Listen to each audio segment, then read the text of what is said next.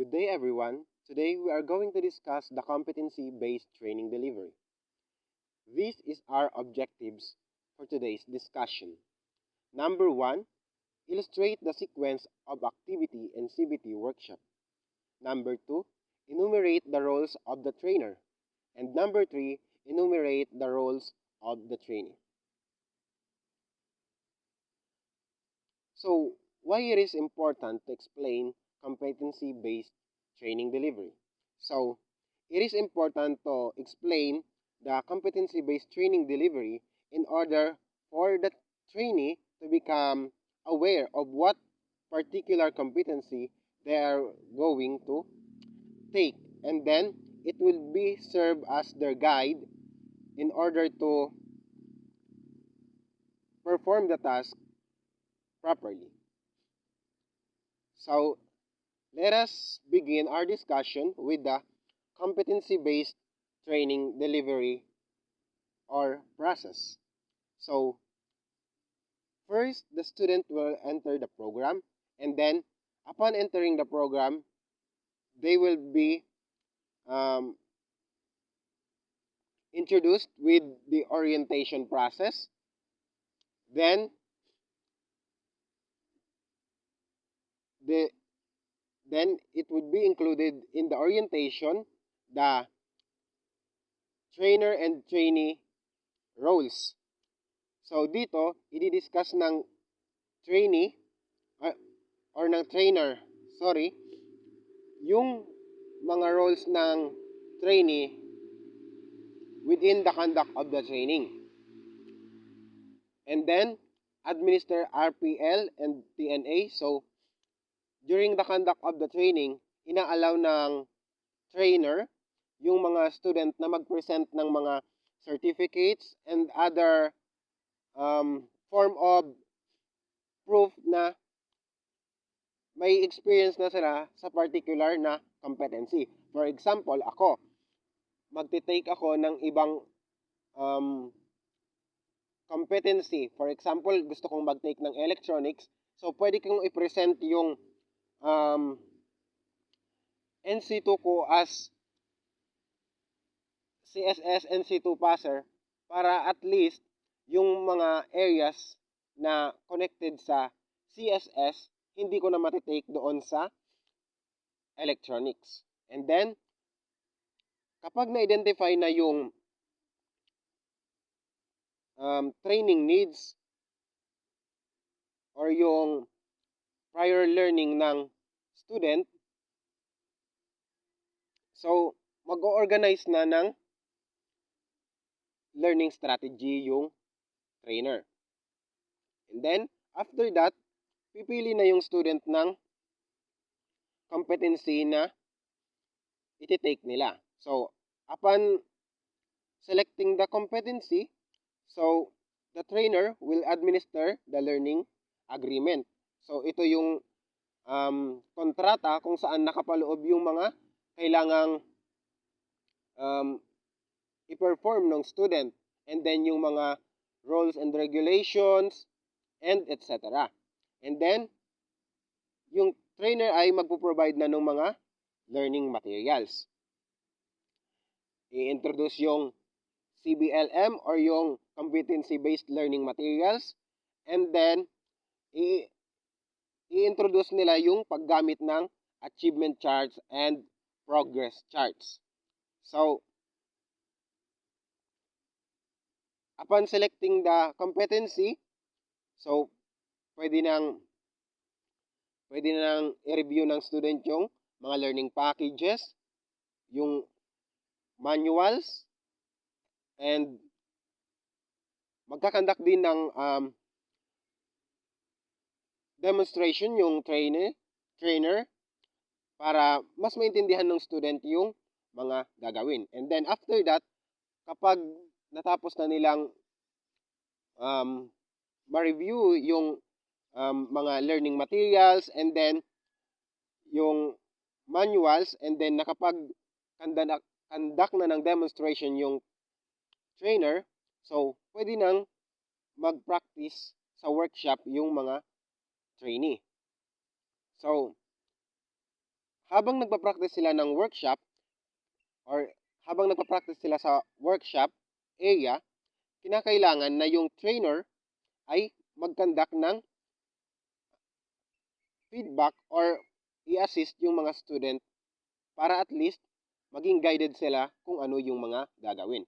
And then, kapag alam na ng student na kaya niya nang i-perform yung specific activity, so, i-call na niya yung attention ng trainer para mag-conduct ng observation sa pag-perform niya nung activity. And then, kapag na-perform niya na lahat ng activity, pwede na siyang mag-undergo ng institutional assessment, kung saan lahat ng competency na required sa isang qualification ay ipi-perform ng student, and then kapag natapos niya lahat yon and na-perform niya ng tama is pwede na siyang mag-undergo ng National Certificate Assessment. So, dito yon kapag na-satisfied niya lahat ng kailangang competency. If not,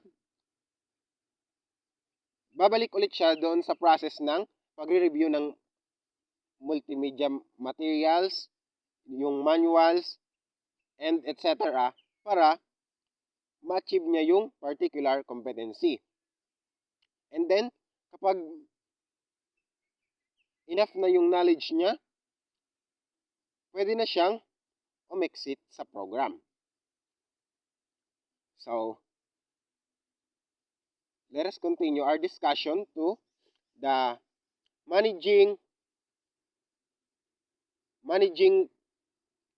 CBT versus traditional program. So, dito kasi, ang CBT ay iba sa traditional program na tinitake natin. Kasi, kung sa traditional program, more on passive learning, dito sa CBT, it is more on learner-centered. So, ito yung mga pagkakaiba nila. So, in traditional approach, the instructor focus on managing instruction. So, lahat lang, ibibigay niya lahat ng knowledge. Siya yung, siya lahat yung nagbibigay ng knowledge. Then, most students enter at about the same time. So, pare-parehong oras yung pag-enter ng student sa classroom or sa, for example, pag-enroll. Sabay-sabay sila nag-enroll and sabay-sabay din silang umi-exit sa program. And then, students all covered the same material. So, lahat ng materials na ginagamit is pare-pareho yung student. And then, student all proceed from one topic to the another or to the next at the same time. So, sabay-sabay silang nag-proceed sa another topic. And then, the instructor controls the learning pace. So, sabi ko nga kanina na in traditional approach, passive learning siya. Kung baga, yung teacher lang yung nagbibigay lahat ng instruction and sa kanya lahat ng gagaling yung lahat ng knowledge. And then, next is all students are usually tested once. So, isang beses lang tinetest yung student. Kung baga, wala nang chance na ma-improve pa ng student yung kanyang skills. And then, next is very little continuous feedback is given. So, kunti lang yung feedback na ibinibigay as compared dito sa CBT approach. Sa CBT approach, yung trainer ay nakafocus sa pag-manage ng learning. And then, trainee enters various times throughout the year. So, halimbawa, yung ibang trainees ay nagsimula ng June, pwedeng pagdating ng July ay mayroong makadagdag na mga ibang trainees. So, ganun yung process dito sa CBT. And then, different trainees may be training for different occupation within the same program. So, pwedeng yung ibang training or trainees ay nagkakandak ng training under the core competency 1 ng isang qualification, and then yung ibang trainee is nasa core competency number 2 na. So, ganun siya. And isa din itong pamamaraan na ginagawa ng mga trainer para ma-utilize yung paggamit ng mga materials and equipment. So, para hindi masyadong crowded yung workplace. Then, enhanced trainee moves, or each trainee moves on to next task only after mastering the task he or she is currently working on.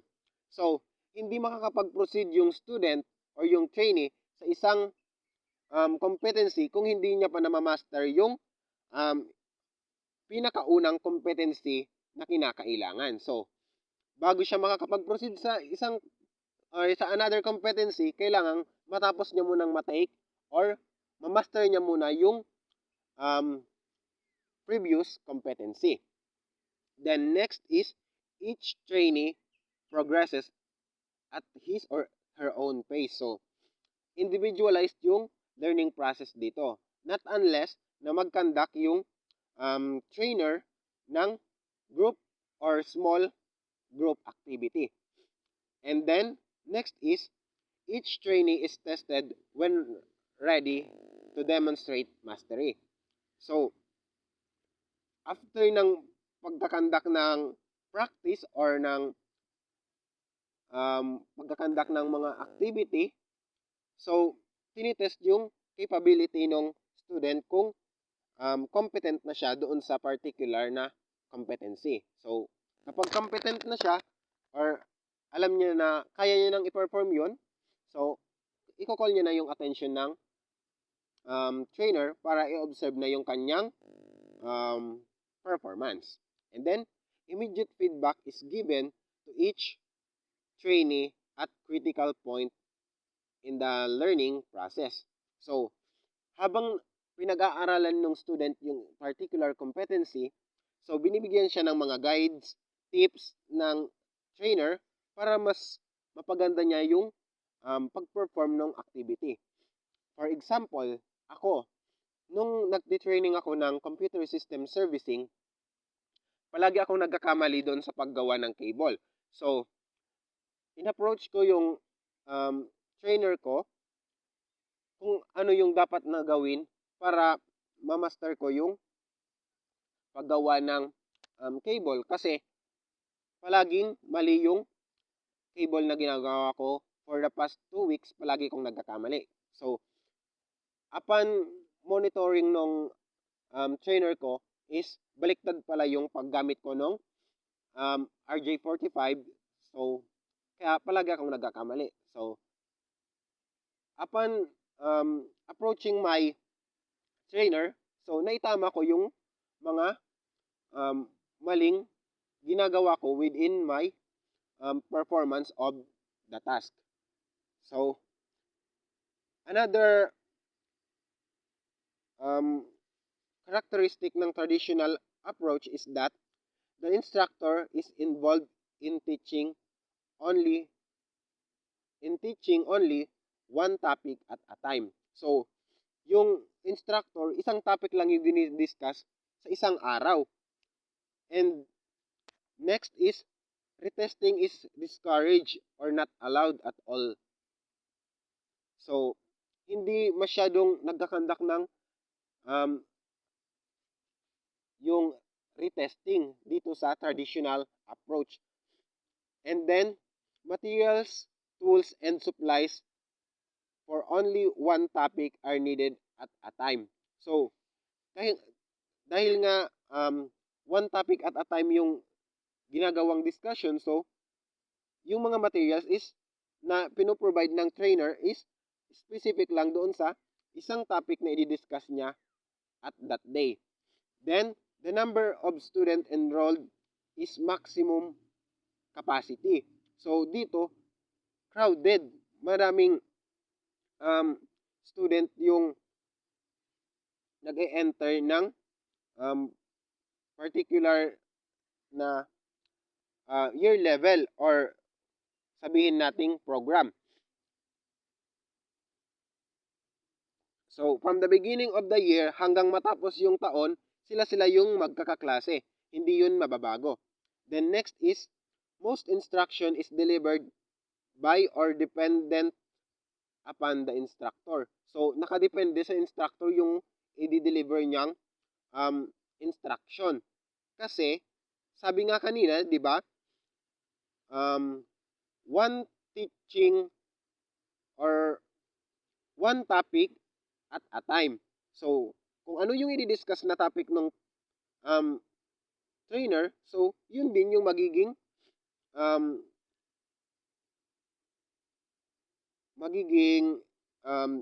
delivery of instruction. Then, next naman is, the program is usually closed or shortened during summer months.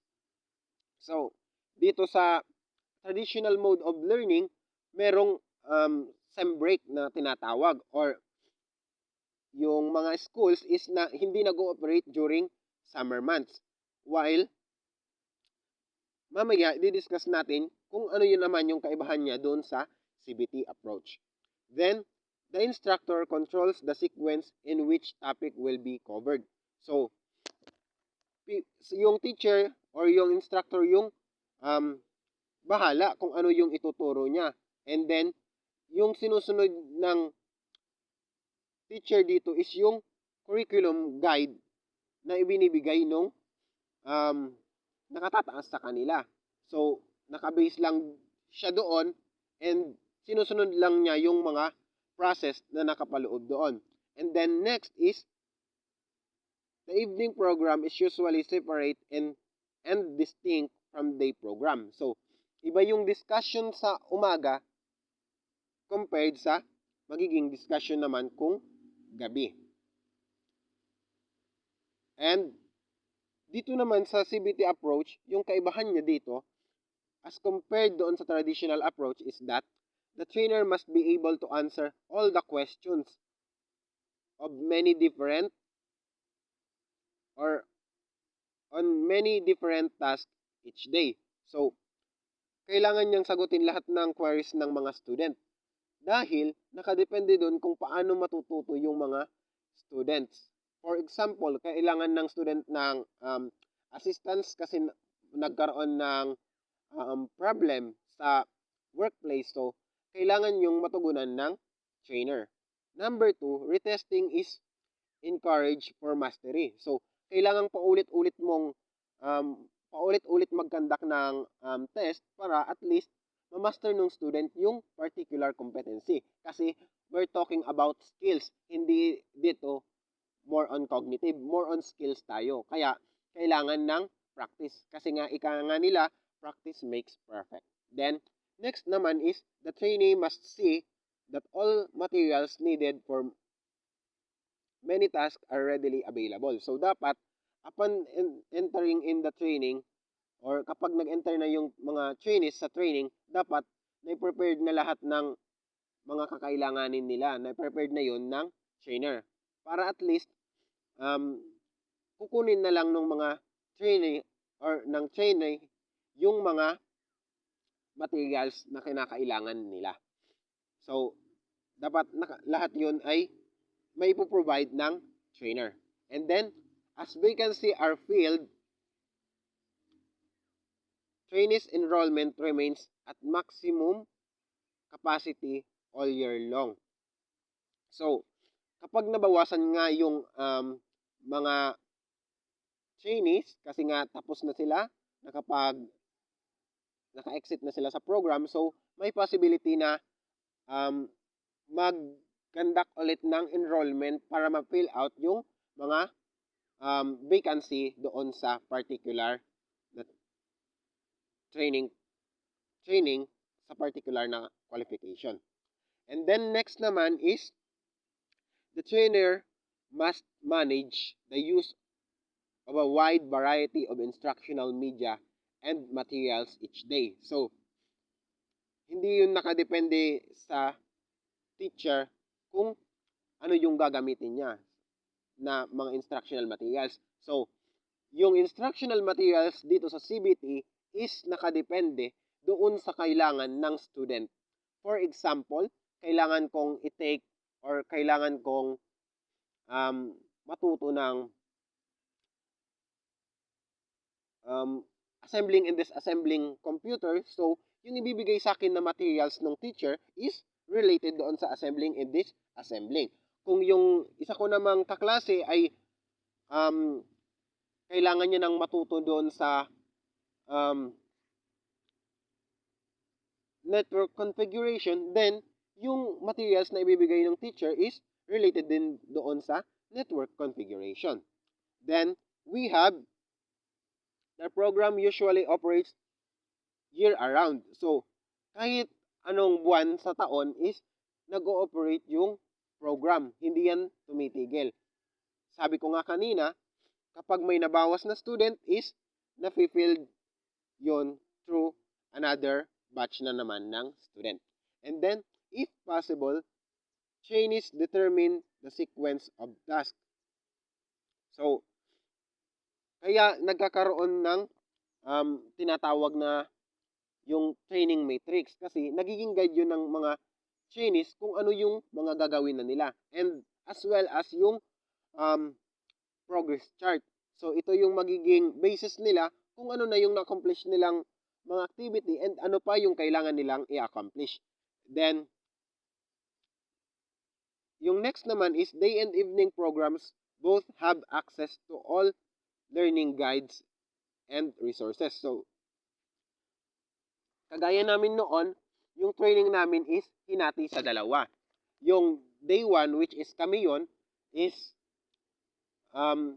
nagkakandak kami ng practice ng mga competencies from 8 to 5 p.m. And then yung isa naman is from 5 p.m. to 10 p.m. So, upon the conduct of particular competency is pareho kaming nag-utilize ng mga learning materials. Kung ano yung ginagamit nila, yun din yung ginagamit namin. Then, let us now proceed to the CBT or the role of the CBT trainer. So, number 1, we have serve as a team member to determine what is to be learned. So, yung trainer, yung nagbibigay ng mga activity doon sa mga student based doon sa training needs analysis na ginawa nila. So, kung alam ng trainer na kaya mo nang i-perform yung activity, so ipoproceed ka nila doon sa mga activities na hindi mo pa kayang i-perform. So, number 2, stimulates trainees' motivation. So, sabi nga nila, the more motivated the trainees, the more effective the training. So, kailangan mong gumawa ng paraan para maging productive yung mga trainees upon the conduct of the training. Number 3 is manage learning. So, kailangan na yung trainer is i-guide yung mga students. So, next we have diagnose and solve learning problems. So, kagaya ng sinabi ko kanina na if there is something wrong na kailangang i-troubleshoot, so, kailangan ng trainer na i-guide yung mga trainees. And then, next is evaluate student achievements. So, sabi ko din kanina, doon sa process ng training delivery na upon the accomplishment of training, so, kinakailangan na i-evaluate nung trainer yung trainees if they are already qualified to perform national certificate assessment or they will first undergo in institutional assessment. Number 6 is assist learners to obtain individualized reward. So, dito naman is kailangan niyang kung baga magbigay ng mga guides doon sa student para at least matutunan ng student lahat ng kailangang competency. And then number 7, assist each trainee in designing a personalized plan of study. So ito na yon.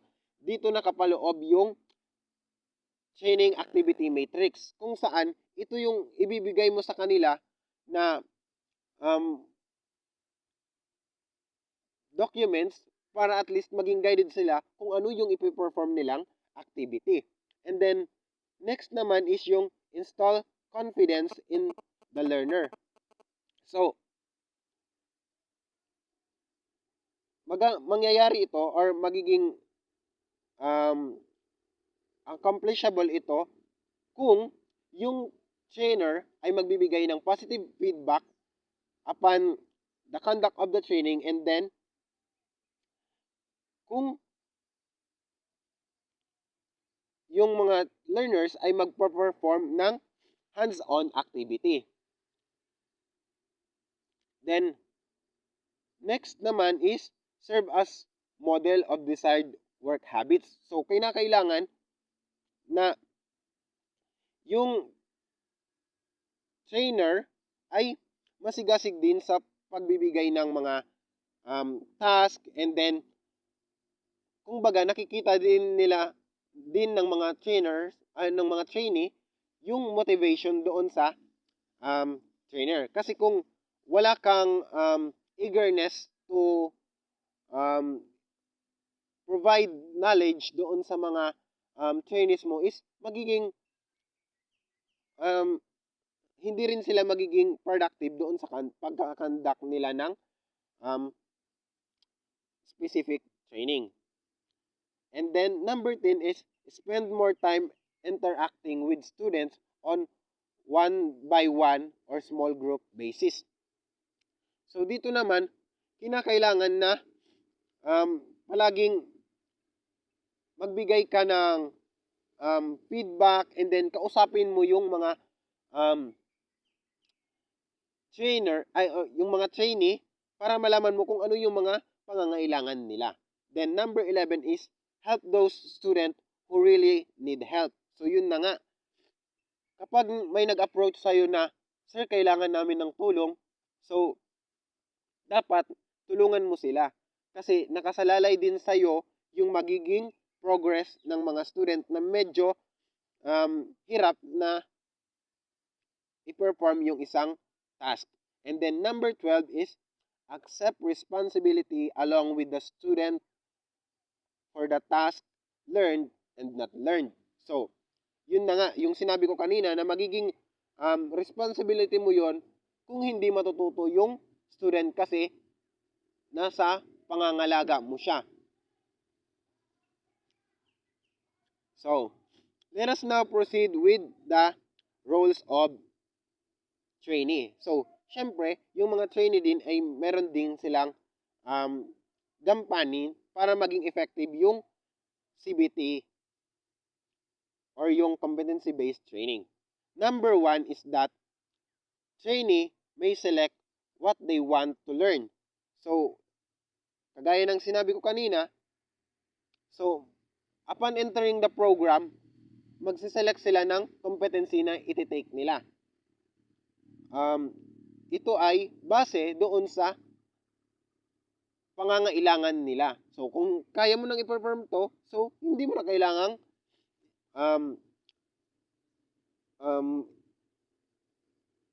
kung kaya mo nang i-perform yung isang task, hindi mo na kailangang mag-conduct pa ng training regarding doon sa isang task na yon. So, next naman is, trainees learn at their own rate within program guidelines. So, they may speed up, slow down, stop, or even repeat a task. So, nakadepende sa student kung paano nila ipe-perform yung isang activity,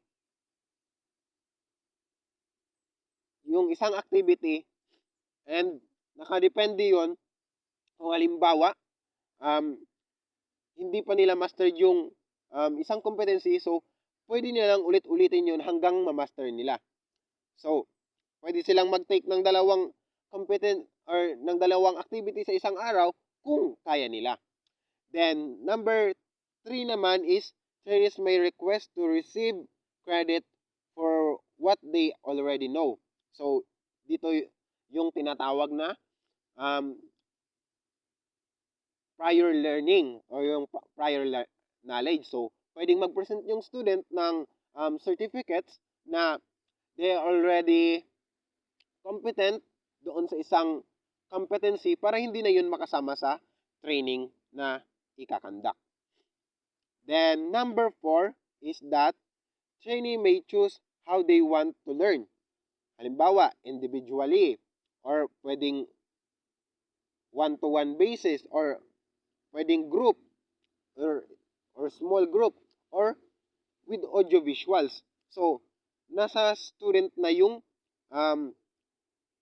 mas preferred nilang mode of training. And then number 5 is that trainees are responsible for what they learned and when they learned it. So, kailangan bilang student, dapat maging responsible tayo na i-conduct lahat yung training na kinakailangan natin. So, kung gusto nating ipasa yung isang qualification, so, kailangan nating i-perform lahat ng task na nakapaloob doon sa qualification na yon. And then, trainees decide when they are ready to perform each task or demonstrate mastery. So, kagaya ng sinabi ko kanina, kung alam na ng student na master niya na yung isang competency, then that's the time na i-call niya yung attention ng trainer para ma-assess na yung kanyang skills.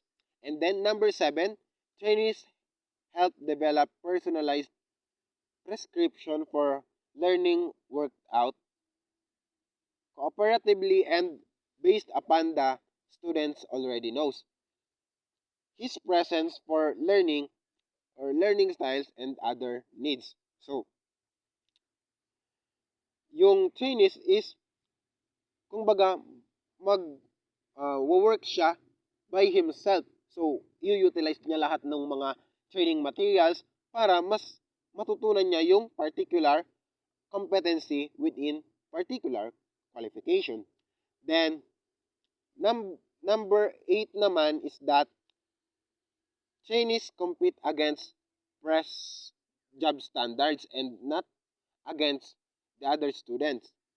So, upon the performance of activity, so kinakailangan hindi ka makikipag-compete doon sa mga classmates mo, kundi gagawin mo yung task para masunod kung ano yung job description or yung standard na kinakailangan ng particular industry or field industry mo. For example, electronics or computer system servicing. So, kung ano yung kinakailangan na i-perform ng mga computer system servicing NC2 passer doon sa field industry nila. So, yun yung gagawin mo. Hindi yung ikakandak mo or gagawin ko anya tong activity na ito kasi para maunahan ko yung ibang mga Chinese. So, hindi ganon. So, dapat you are going to conduct the activity based on the need of the industry and then dahil gusto mong sundin or susundin mo lang yung nasa criteria, hindi dahil makikipagkompetensya ka.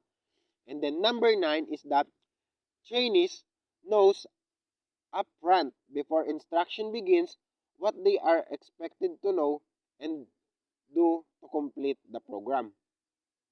So, bago pa man magsimula yung training, so dapat meron ng konting background yung mga trainees kung ano yung magiging conduct ng training. So, kaya pwedeng yung pre-assessment is magiging form ng or magiging way nila para malaman nila kung ano ba yung mga kailangan ko pang matutunan and ano yung magiging process ng training. So, pwede rin gamitin yung progress book. So, yung magiging guide nila para maging guided sila kung ano yung mga kailangan nilang i-conduct or i-perform sa training. Then, next is, trainees evaluate their own progress. So, nakadepende dun sa mga trainees yung progress nila. So, if sabi ko nga kanina, if they already know that they are qualified to perform that particular competency, then pwede na nilang i-call yung attention ng trainer. Then next is, trainees move freely in the workshop. So, walang pipigil sa kanila na hindi ka pwedeng pumunta dito, wag mong hahawakan yung mga tools na yan kasi kailangang i-utilize ng mga trainees lahat ng tools and equipment na nasa laboratory para matuto sila ng skills. Then next is, trainees know they will be rated mainly on performance. So, dapat alam ng student na yung CBT is more on competency-based, meaning skills yung tinetest sa kanila, hindi or kung competency-based, ibig sabihin, performance-based yung magiging assessment. So, hindi dito paper and pen test lang. Then, lastly, we have trainees learn according to their interest, needs, and ability. So, kailangan yung mga student is mag-enroll sila doon sa particular qualification na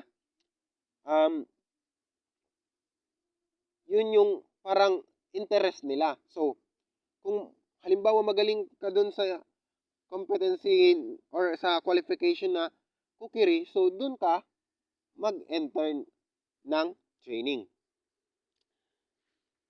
Or pwede rin dito na